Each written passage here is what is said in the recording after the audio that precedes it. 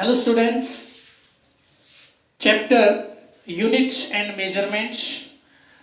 तो आज हम अब तक जितना भी पढ़ लिया उसका रिवीजन करेंगे, क्योंकि बहुत से बच्चे नए जुड़ते जा रहे हैं और उनको ये लग रहा है कि लेक्चर नंबर 7 चल रहा है, 6 चल रहा है, 5 चल रहा है, पीछे के कहाँ गए, इनका हम कैसे क्या करेंगे, शायद वो नहीं किया, अब हमारे समझ में नहीं आएगा। इस तरह की प्रॉब्लम्स बच्चों के सामने आती हैं। तो इसीलिए मैंने क्या किया कि अब तक जितने भी टॉपिक मैं इस चैप्टर में पढ़ा चुका उन सभी को मैं रिवाइज कर देता हूँ और आपसे रिक्वेस्ट करता हूँ कि अगर इस रिवीजन में किसी पर्टिकुलर टॉपिक में कोई प्रॉब्लम रहे तो आप मेरे चैनल पे जाके और उसमें सर्च कीजिए पर्टिकुलर हर एक जितने भी टॉपिक मैंने लिखे सभी इसी नाम से ये टॉपिक आपको मिलेंगे।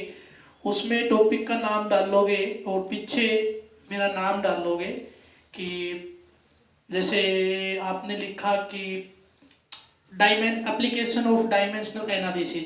अब इसमें जो एप्लीकेशन है वो भी आपकी मैंने अलग अलग डाल रखे हैं।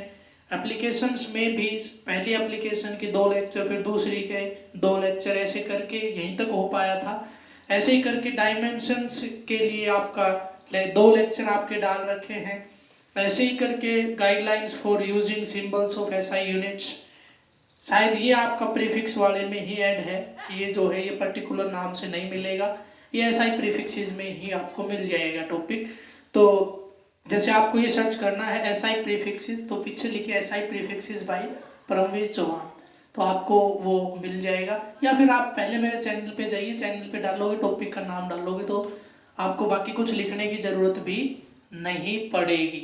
और देखिए आज शुरू करते हैं नीड फॉर मेजरमेंट। तो मैंने बताया था आपको पहले भी कि जो मेजरमेंट है इसकी ज़रूरत क्या पड़ी, मेजरमेंट की ज़रूरत क्या पड़ी। बिल्कुल इस तरीके से मान के चलिए कि आपके घर में आपको कोई काम करना है। फॉर एग्जाम्पल आपको एक खिलौना बनाना है, लकड़ी का कोई खिलौना बनाना है। अब आपने क्या किया कि कहीं पे उसके लकड़ी के खिलौने में जो जो आपका रॉ मटेरियल आपने यूज करना वो लेने के लिए चले गए, सपोज मार्केट में चले गए। अब आपने क्या कहा उससे कि मेरे को एक एक्सल चाहिए, एक्सल मीन्स रोड चाहिए जिसके ऊपर मैं क्या लगाऊंगा, टायर लगाऊंगा। वो कहेगा कितनी दो, तो आप क्या कहोगे, इतनी सी दे दो, इतनी सी दे दो या इतनी सी दे दो। बताइए जरूरत पड़ेगी या नहीं पड़ेगी। चलिए ऐसे ही करके और आप कहीं पे मार्केट में गए, देखो अड़ोस पड़ोस में गए, उससे कहोगे कि मेरे को मिल्क दे दो, तो वो तो क्या कहेंगे, कोई भी बर्तन उसके पास है, आप कहोगे आप बर्तन लेके जाओगे इसमें दे दो। लेकिन अगर वो किसी सेलर से लेना है, यानी मिल्क मैन जो होते हैं उनसे लेना, उससे क्या ऐसे कह दोगे कि मेरे को मिल्क दे दो, वो कहेगा कितना दे दो। यानी आप ऐसे ऐसा कोई भी काम नहीं है जो मेजरमेंट के बिना कर पाओ। बिना मेजरमेंट के ये चीज़ पॉसिबल नहीं है। तो आपको भी पता है मेजरमेंट की ज़रूरत क्या पड़ी। दुनिया में इतनी चीज़ें हैं, किसी का कोई साइज है, किसी का कोई साइज है, किसी को कहीं पे यूज़ करना है, किसी को किसी पर्पज़ के लिए यूज़ करना है, तो यूज़ तभी तो कर पाएंगे जब हम उनको मेजरमेंट उनकी सही तरीके से कर पाएंगे। उसके बाद है फिजिकल क्वांटिटीज़। फिजिकल क्वांटिटीज़, तो फिजिकल क्वांटिटीज़ कौन सी होती हैं, इस दुनिया में जितनी भी क्वांटिटी हैं जिनके मैग्नीट्यूड को किसी भी मेथड से मेजर किया जा सके उसको फिजिकल क्वांटिटी बोलते हैं। इस दुनिया में कोई भी क्वांटिटी है जिसका मैग्नीट्यूड मेजर किया जा सके, चाहे वो डायरेक्ट फॉर्म में और चाहे वो इनडायरेक्ट फॉर्म में, उसको हम क्या बोलेंगे, फिजिकल क्वांटिटी बोलते हैं। अब ये फिजिकल क्वांटिटी है, ये 3 डिफरेंट कैटेगरी, मेनली तो 2 में ही की है, लेकिन जो 3 है तीनों मैं आपको बता देता हूँ। फर्स्ट कैटेगरी इसकी आती है फंडामेंटल फिजिकल क्वांटिटीज, या फिर ये कहें कि बेस फिजिकल क्वांटिटी बोल सकते हैं, बेस भी बोल सकते हैं, या जो इंडिपेंडेंट होती, किसी के ऊपर डिपेंड ना करे, उसको हम अब्सोल्यूट भी बोल देते हैं। तो फंडामेंटल फिजिकल क्वांटिटी बोल दो, चाहे एब्सोल्यूट फिजिकल क्वांटिटी बोल दो, चाहे बेस फिजिकल क्वांटिटीज बोल दो। तो नाम से ही पता चल रहा है कि जिनकी मेजरमेंट के लिए किसी और चीज की जरूरत ना पड़े, यानी किसी की जरूरत ना पड़े, किसी दूसरी क्वांटिटी की जरूरत ना पड़े, या जिनकी यूनिट डायमेंशन लिखने के लिए किसी और की हेल्प ना लेनी पड़े, ऐसी क्वांटिटीज को फिजिकल क्वांटिटीज बोलते हैं, सॉरी फंडामेंटल क्वांटिटीज बोलते हैं। तो ये आपकी फंडामेंटल क्वांटिटीज मेनली आपको 11th क्लास में 3 ही पढ़नी है, मास, लेंथ एंड टाइम। उसके बाद एक जो मेन बहुत ज्यादा रिपीट होती है, आप जो वैसे 11th में तो आएगी नहीं लेकिन 10th में पढ़ चुके, वो था आपका इलेक्ट्रिक करंट, इलेक्ट्रिक करंट, ठीक है। उसके बाद जो बच गए वो आपकी बहुत कम यूज होती हैं, तो 1 2 3 4 आपकी होगी। उसके बाद आता है थर्मोडायनेमिकल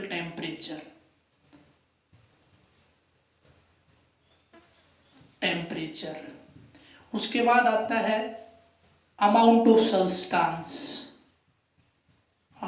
ऑफ सब्सटेंस, और लास्ट आता है आपका ल्यूमिनस इंटेंसिटी। तो ये कुल मिला के आपकी 7 फंडामेंटल क्वांटिटीज होती हैं। उसके बाद आती हैं ड्राइव्ड का मतलब जो इनकी हेल्प से बनाई जाए, जैसे स्पीड की हमें बनानी है, तो स्पीड इज इक्वल टू क्या होता है, डिस्टेंस अपॉन में टाइम, तो डिस्टेंस अपॉन में टाइम।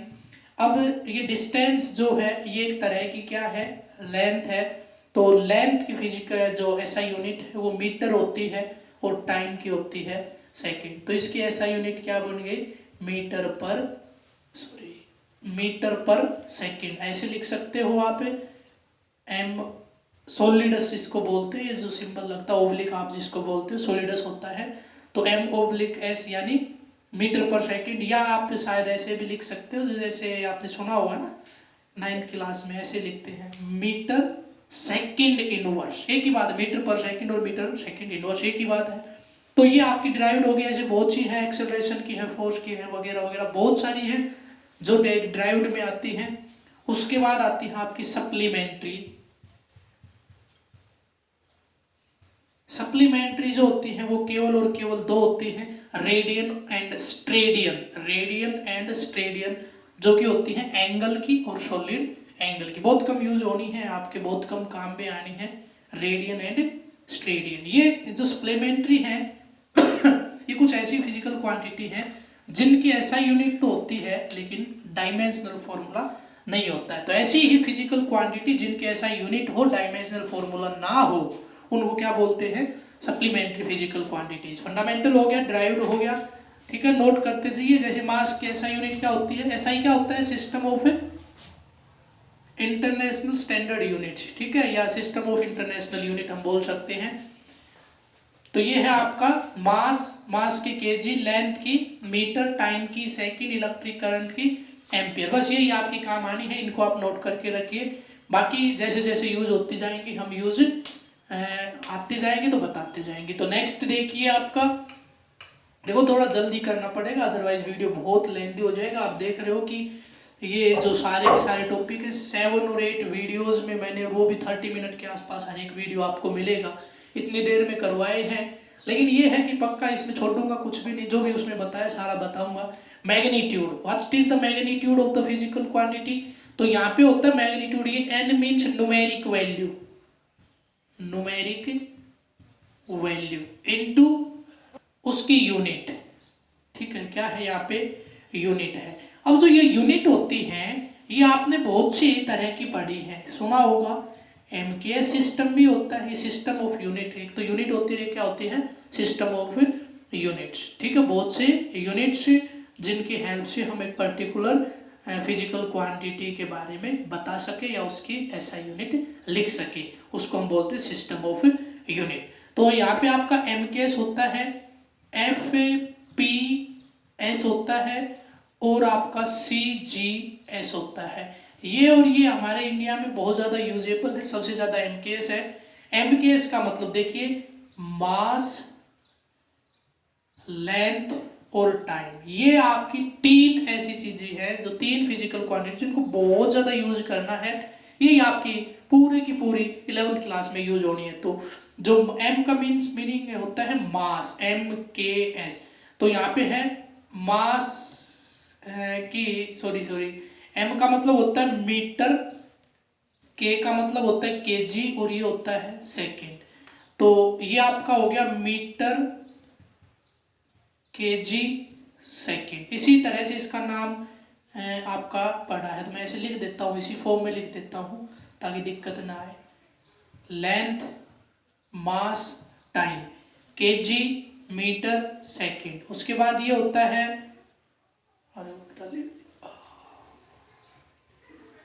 सही था पहले, मास, लेंथ, मास के लिए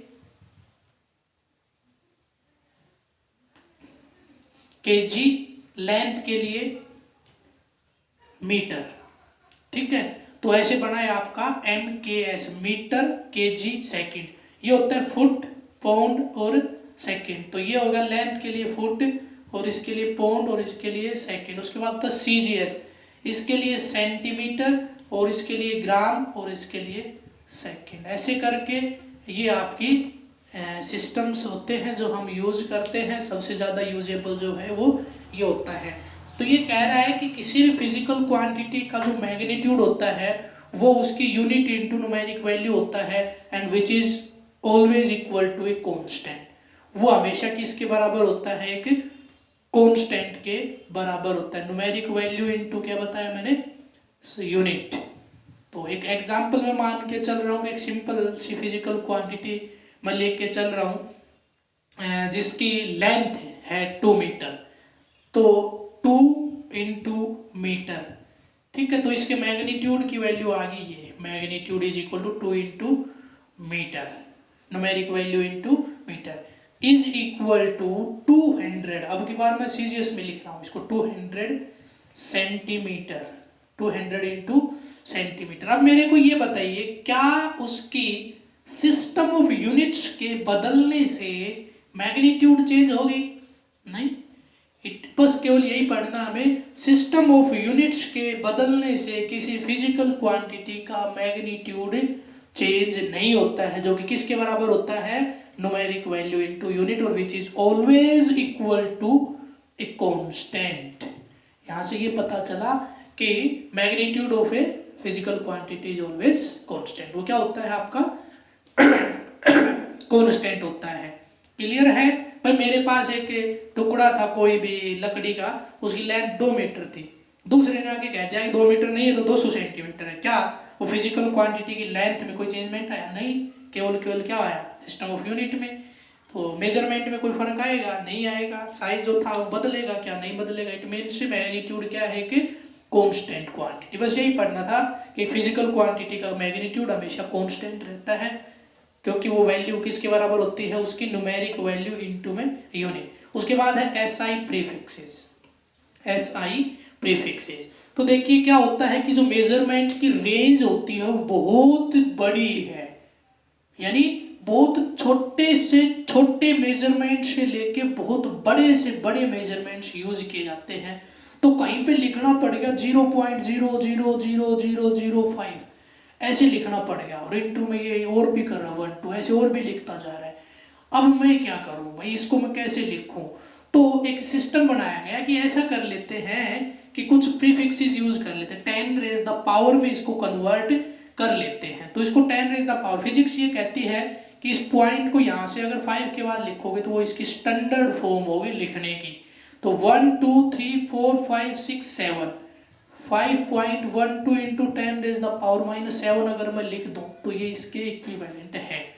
तो ऐसे ही 10 रेज द पावर कुछ वैल्यू जो है वो फिक्स की गई। अगर किसी की 10 रेज द पावर इतनी आ गई तो उसके आगे ये सिंबल लगा दो तो वैल्यू लिखनी नहीं पड़ेगी। फॉर एग्जाम्पल आपने देखा होगा कि इसकी लेंथ 5 mm है, तो 5 mm मीन्स इसकी ऐसा यूनिट क्या है, मीटर लेंथ की। तो मीटर में बदलोगे तो 5 इंटू ये जो m है, इस m का मतलब होता है मिली, इसका मतलब क्या होता है आपका मिलीमीटर, मिलीलीटर ऐसे सुना है ना, तो इसका मतलब है मिली, तो मिली का मतलब होता है 10⁻³ तो ये आपका किस में बदलेगा, मीटर में। ऐसे ही कुछ 10⁻⁴ फिक्स की गई है जिनके लिए हम SI प्रीफिक्सेस यूज कर सकते हैं। तो SI प्रीफिक्सेस आपके दो तरह के होते हैं, नेगेटिव फॉर्म में और पॉजिटिव फॉर्म में। तो मैं इनको लिख रहा हूं, तो एक साइड में नेगेटिव लिख रहा हूं, deci, centi, milli, micro, nano, pico, deci, centi, milli, micro, nano, pico, femto, atto, ये कुछ आपके प्रीफिक्सेस यूज किए गए हैं। ऐसे यूज किया जाता है। इसके लिए सिंबल स्मॉल डी, इसके लिए स्मॉल सी, इसके लिए एम, इसके लिए ये सिंबल यूज किया जाता है। नैनो के लिए स्मॉल एन, पिको के लिए स्मॉल पी, फेमेटो के लिए स्मॉल एफ और एटो के लिए ए। ये सिंबल इसके यूज किए जाते हैं। बस ये थोड़ा सा सिंबल अलग से है, बाकी सभी इनका फर्स्ट लेटर स्मॉल यूज किया जाता है। अब किसी भी मैग्नीट्यूड, कोई भी आपके पास वैल्यू है, कोई ये कहे 50 है और इसके पीछे मैं लिख दूं डी, इसका कोई मीनिंग नहीं होता है। ये prefixes SI prefixes means SI unit इसके पीछे लिखी होनी चाहिए, जैसे डेसीमीटर हो गया। इस फॉर्म में ही हम इसको यूज कर सकते हैं, अदरवाइज हम अकेले इनके सिंबल को यूज नहीं कर सकते। तो यहाँ पे क्या लिखी जाती है उससे कि SI यूनिट, ठीक है। तो इन सिंबल्स को हटाने के लिए क्या यूज किया जाता है, 10⁻⁻⁴ इसको, इस C को हटाने के लिए 10⁻⁻², या ये किसकी जगह पे आता है 10⁻³ की जगह पे।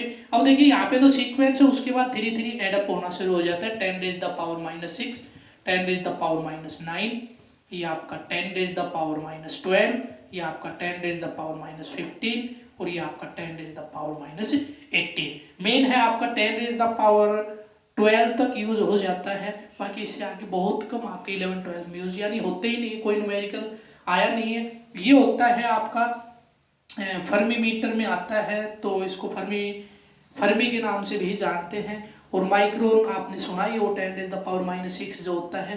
तो ऐसे ही आपके होते हैं, ये नोट कर लीजिए, याद आपको होने चाहिए बिल्कुल अच्छे तरीके से। ये समझ लोगे रट्टे मारने, deci, centi, milli, micro, nano, pico, femto, एटो, ठीक है। और एक्सा और भी होता है आपका, और भी आगे इसको कर सकते हो। चलिए देखिए, बस आप इतने याद रखिए, आगे आपके याद हो चाहे ना हो, कोई दिक्कत नहीं है, या यूज नहीं होने है। पॉजिटिव के लिए देखिए, शायद आप फर्स्ट सेकंड क्लास में, हाँ फर्स्ट सेकंड क्लास से ये आपके शुरू हो जाते हैं, थोड़ी थोड़ी वैल्यूज आपकी जो SI प्रीफिक्सेस, लेकिन उनको इस नाम से नहीं बताया जाता, केवल बस बच्चों को 1-2 वैल्यूज याद करवा दी जाती हैं, वो होते हैं SI प्रीफिक्सेस ही। तो देखिए कैसे यूज करते हैं।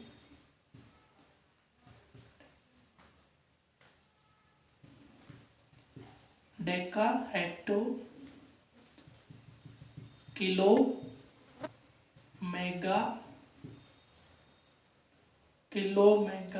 गीगा, टेरा, पेटा और एक्सा, एक्सा ऐसे लिखते हैं, ठीक है।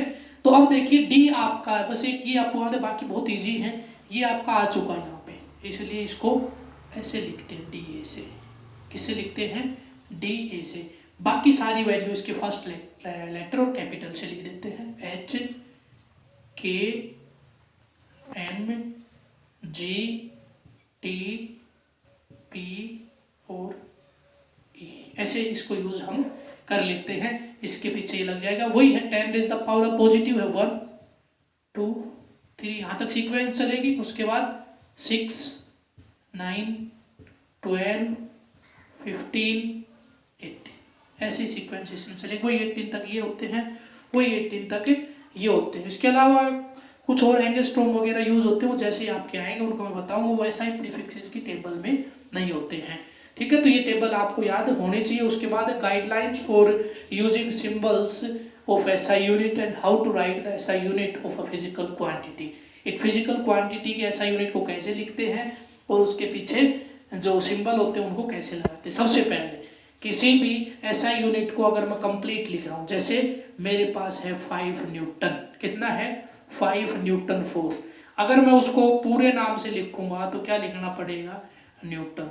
तो यहाँ पे ये ध्यान रखना है आपको कि अगर मैं किसी की भी एसआई यूनिट को कंप्लीट वर्ड से लिख रहा हूँ, यानी सिंबल यूज नहीं कर रहा, तो चाहे वो साइंटिस्ट का नाम ही क्यों ना हो, फर्स्ट लेटर स्मॉल आएगा। क्या आएगा, स्मॉल। याद कर लीजिए, फर्स्ट लेटर स्मॉल आएगा, चाहे वो साइंटिस्ट का नाम ही क्यों ना हो। क्लियर है? चलिए, उसके बाद अगर मैं इसके लिए सिंबल यूज करता हूं तो मैं ग्रीक लेटर अपराइट फॉर्म में यूज करूंगा। केवल और केवल जो सिंबल एसआई यूनिट के जो सिंबल होते हैं वो ग्रीक लेटर और अपराइट फॉर्म में, यानी ऐसे नहीं है कि कोई 5 न्यूटन को ऐसे डिजाइन बना के लिख दे। अब ये डिजाइन वगैरह देखो, हम जो फिजिक्स वाले होते हैं पहले ही भूल जाते हैं। क्यों? क्योंकि यूनिट्स का यूज करना हम ही सिखाएं, फिर हम ही डिजाइन बनाना सीख लें तो दिक्कत हो जाती है। इसलिए हमें आते ही नहीं, हम सीखते ही नहीं इस फॉर्म को। भूल, अगर आते भी थे तो वो माइंड से बिल्कुल गायब हो चुके हैं। तो आपको हमेशा, क्योंकि हमारा जो आप देख रहे होगे मैं लिखता भी अपराइट फॉर्म में हूँ, कोई एक आध लेटर कर्सिव का बना देता हूँ, अदरवाइज मैं सारे लेटर अपराइट में ही लिखता हूँ। तो वो इसीलिए ताकि यूनिट्स लिखने में दिक्कत ना आए कभी भी। ठीक है?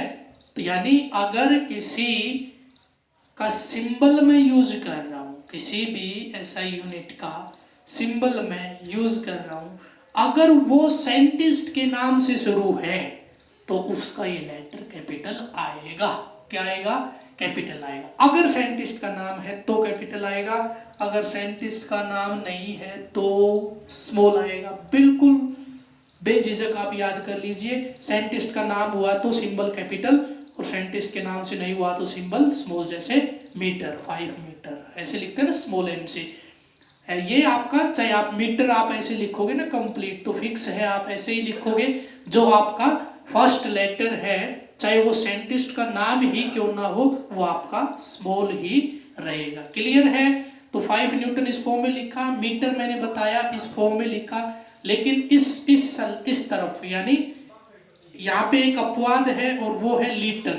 अगर मैं किसी की एसआई यूनिट लिख रहा हूँ कि ये 6 लीटर है, तो वहाँ पे कैपिटल एल आएगा। यानी एक इकलौती ऐसी एसआई यूनिट है जो साइंटिस्ट का नाम नहीं है, फिर भी उसका सिंबल कैपिटल एल से लिखा जाता है। बाकी कोई अपवाद नहीं है, बिल्कुल अच्छे तरीके से याद कर लीजिए।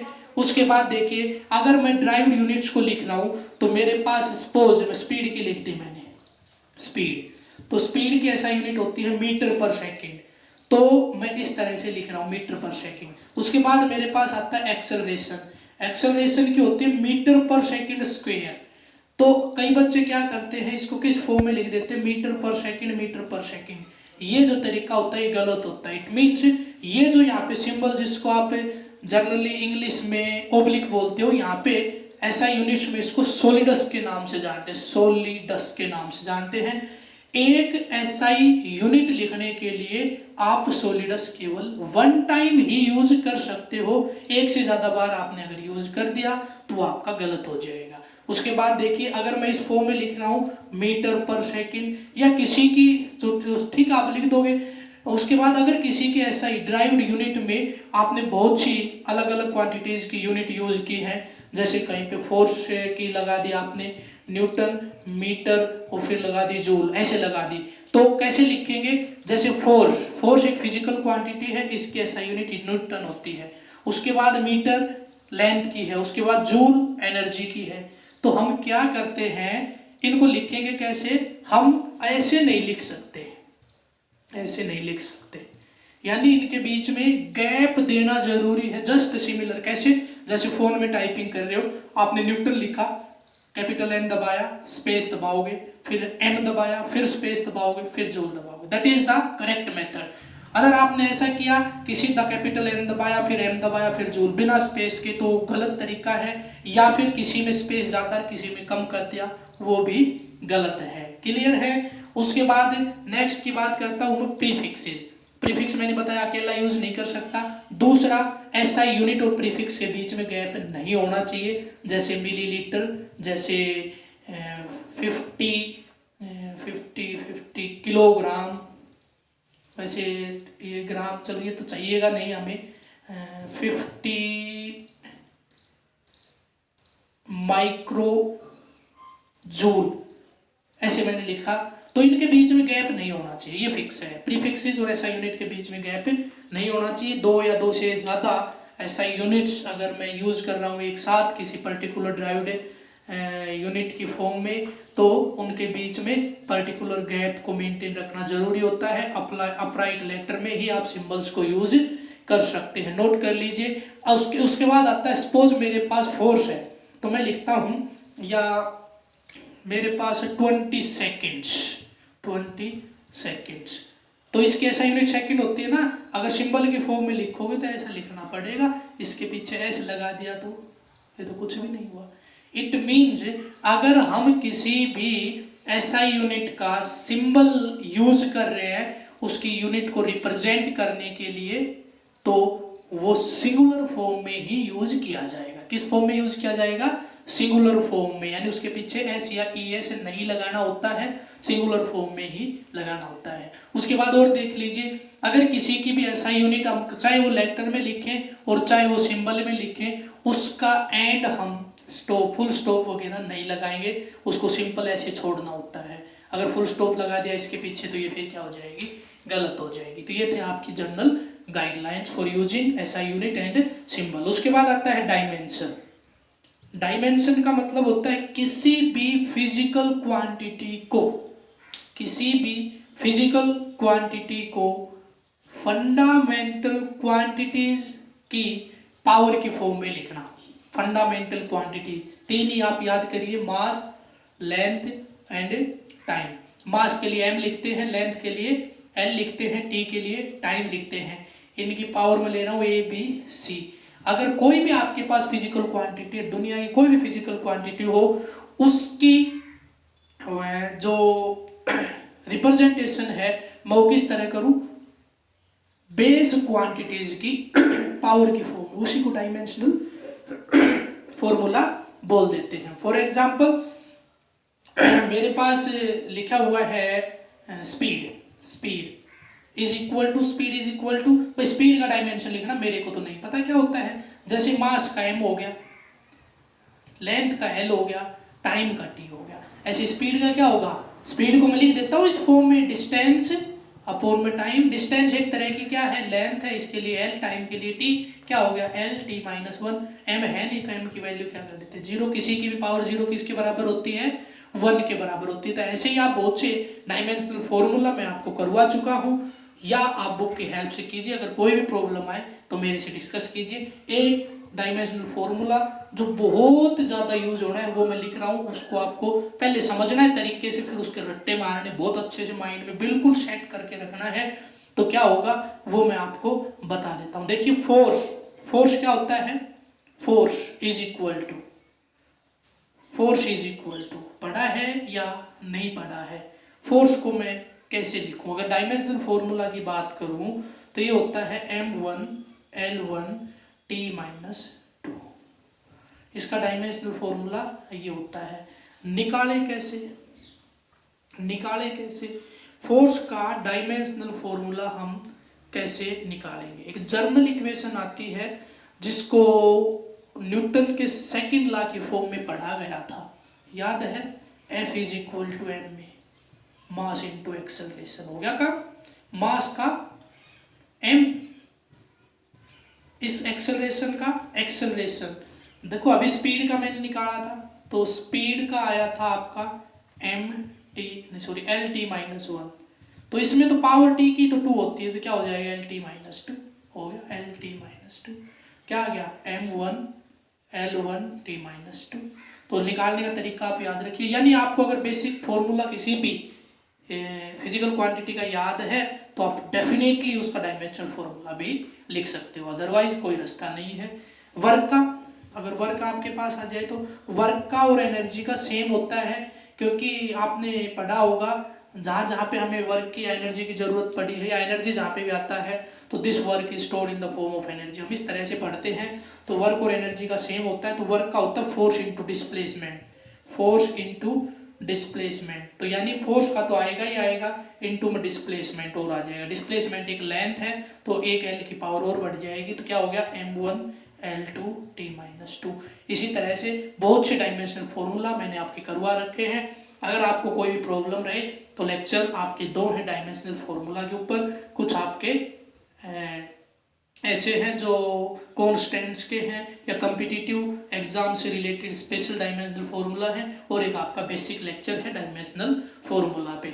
अगर आपको समझ में आ रहा है तो आप बुक में भी करके देख सकते हो, कुछ प्रॉब्लम है तो आप उस लेक्चर को आप एक बार देख सकते हो। उसके बाद है एप्लीकेशन ऑफ डायमेंशनल एनालिसिस। भाई डायमेंशनल फॉर्मूला क्या काम आएगा हमारे, तो क्या काम आएगा, इसकी 3 एप्लीकेशन होती हैं, 3 एप्लीकेशन जो बहुत ही आपके लिए हेल्पफुल रहेगी। सबसे पहला जो है काम वो है कि अगर आपके पास कोई इक्वेशन लिखी हुई है, अगर आपके पास कोई इक्वेशन लिखी हुई है तो हम उसकी करेक्टनेस को चेक कर सकते हैं, उसकी करेक्टनेस को चेक कर सकते हैं। दूसरा, अगर आपके पास कोई एक सिस्टम ऑफ यूनिट है और उसको दूसरी सिस्टम ऑफ यूनिट में बदलना है तो वो भी हम इसकी हेल्प से कर सकते हैं। तीसरा, आपके पास गिवन फिजिकल क्वांटिटीज हैं, उनके सिंबल दिए गए, उनके बीच में अगर रिलेशन निकालनी पड़े तो वो भी हम डायमेंशनल एनालिसिस के हेल्प से निकाल सकते हैं। सबसे पहला काम है करेक्टनेस ऑफ द इक्वेशन। तो आपके पास गिवन था F is equal to M में, अगर ऐसा गिवन है और वो कह रहा है कि चेक कीजिए डायमेंशनल मेथड से कि इक्वेशन डायमेंशनली करेक्ट है या नहीं है, तो क्या करेंगे, सबसे पहले फोर्स का डायमेंशनल फॉर्मूला लिखेंगे, M1 L1t-2, अभी पढ़ा था ना, ऐसे लिखा, फिर इस तरफ इसका भी लिख दिया, मास का m और एक्सेलरेशन का वही आपका L1 और t-2। If the dimensional formula on both side are equal, यानी आपके पास कोई इक्वेशन थी या कोई रिलेशन थी, उस रिलेशन के लेफ्ट और राइट दोनों साइड में डायमेंशनल फॉर्मूला सेम है, then the physical quantity is correct, otherwise it is wrong. Clear. उसके बाद कई बार क्या आ जाता है, S is equal to ut plus half 80 square, इस तरह से इक्वेशन आ गई, चेक इट डायमेंशनली करेक्ट है या नहीं है, तो चेक तो कर देंगे। अब देखिए इसमें जो इसमें एक मेथड और आता है कि only those physical quantities are add up whose dimensional formula are same, तो इसका डायमेंशनल फॉर्मूला अगर इसके सेम है तो ही हम इसको ऐड कर सकते हैं, अदरवाइज हम ऐड नहीं कर सकते, और इनका रिजल्ट भी तभी आ सकता है जब इसका भी डायमेंशनल फॉर्मूला सेम हो। तो मैं क्या करूंगा, पहले S का लिखूंगा, S का क्या होता है L, S एक तरह का यहाँ पे डिस्प्लेसमेंट की फॉर्म में हम लिखते हैं इसको, तो यहाँ पे L, U का आपका क्या लिखा, मैंने लिखा L-T-1 और इसका हो गया T, इस T से ये T कैंसिल, टाइम का T, ये आपकी इनिशियल वेलोसिटी, तो L is equal to L हो गया या नहीं हो गया। ऐसे ही आपके पास क्या कर देता है वो, इसका दूसरा यूज बता रहा हूँ, ये पहली जो इक्वेशन इसका दूसरा यूज बता रहा हूँ, करेक्टनेस होगी। चलिए उसके बाद क्या होता है कि अगर मेरे पास ऐसे गिवन है कि ये इक्वेशन बिल्कुल सही, वो कह रहा है कि S इज इक्वल टू या V is equal to U plus 80, वो कह रहा है कि इक्वेशन बिल्कुल सही है, उसने बता दिया मेरे से कि ये इक्वेशन बिल्कुल सही है, ये इक्वेशन क्या है, बिल्कुल सही है, लेकिन मेरे को ये नहीं पता U क्या है, ये अननोन है, ये क्या है, unknown, find its dimensional formula. कह रहा है इक्वेशन सही है लेकिन डायमेंशनल फॉर्मूला U का बताइए, तो मेरे भाई अगर V का मेरे को पता है तो मैं बता दूंगा, U का और V का सेम होगा तभी तो ऐड कर सकते हैं, तभी तो इक्वेशन ठीक है, तो U का निकाल दिया। ऐसे वो कह रहा है कि चलिए ठीक है U का आपने निकाल दिया, अब मेरे पास ये A है, ये अननोन है, ये क्या है, अननोन है, find the dimensional formula of U, तो मैं क्या करूंगा, V इज इक्वल टू 80 लिख के dimensionally V is equal to 80, V का डायमेंशनल फॉर्मूला लिखिए और फिर लिख दीजिए 80 का, फिर क्या करोगे, ये दोनों क्या होने चाहिए, सेम होने चाहिए, क्या होने चाहिए, सेम, बराबर रखूंगा ना। देखिए क्या करता हूं मैं, L-T-1 करके और दोनों को बराबर कर देता हूं।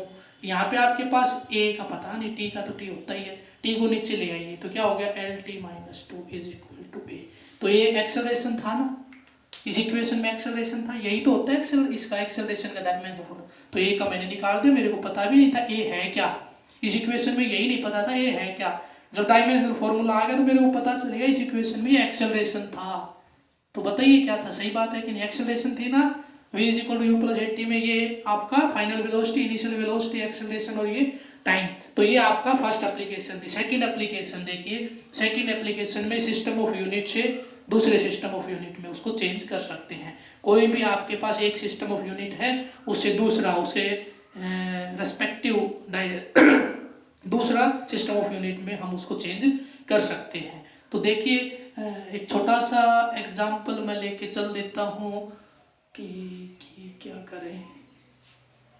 देखिए पहले फॉर्मूला लिख लेते हैं, N1 U1 is equal to N2 U2। तो यहाँ पे ये U1 है, इसको D1 कर देता हूँ, चलिए ऐसे कर देता हूँ, ऐसे कर देता हूँ, इस फॉर्म में लिख लेता हूँ। अब मैं क्या करता हूँ कि मेरे को ज़्यादातर N2 निकालना पड़ता है, N2 इज इक्वल टू, है ना, ऐसा फिक्स है नहीं लेकिन निकालना यही पड़ता है, N1 इंटू में D1 अपॉन D2, ये फॉर्मूला बनेगा। बस लगा दीजिए आप, यही लगा दीजिए, सब कुछ अपने आप होता चला जाएगा। तो पहले तो आप मैं कन्वर्जन कर रहा हूँ, फोर्स है उसकी SI यूनिट होती है न्यूटन, ठीक है, इसको मैं CGS में बदल रहा हूँ, CGS में, किस में बदल रहा हूँ, CGS। तो CGS होती है डाइन, क्या होती है, डाइन। तो एक न्यूटन में कितने डाइन होंगे, तो सबसे पहले तो मैं फोर्स की जो SI यूनिट है न्यूटन, इसके लिए डायमेंशनल फॉर्मूला लिख देता हूँ।